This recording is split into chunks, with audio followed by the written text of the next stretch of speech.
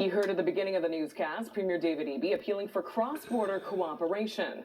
And some in Washington state are making the same plea right back. Northern Washington depends heavily on Canadian goods, in some cases, right down to the necessities of life. Travis Prasad reports. Point Roberts is one of the more unusual border communities on the continent. An American exclave isolated from the U.S. and heavily dependent on Canada.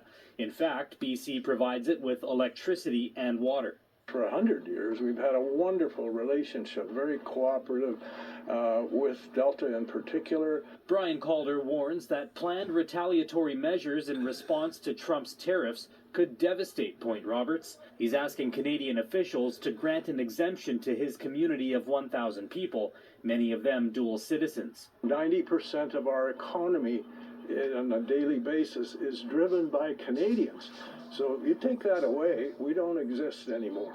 Beyond Point Roberts, the question remains, could Canada-U.S. tensions, coupled with a weak Canadian dollar, mean less cross-border shopping throughout Whatcom County? I do think that we're seeing really a lot of concern and a lot of worry. After all, Canadians account for 12% of the retail sales taxes in the region, according to a Western Washington University report.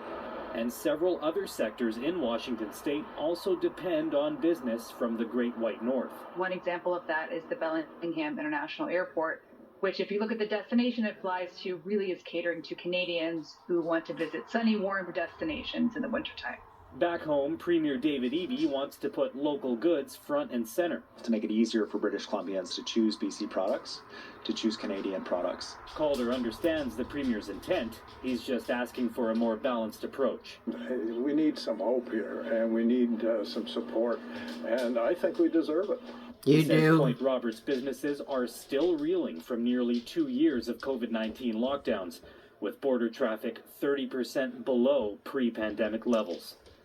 Travis Prasad, Global News. Do something. It's a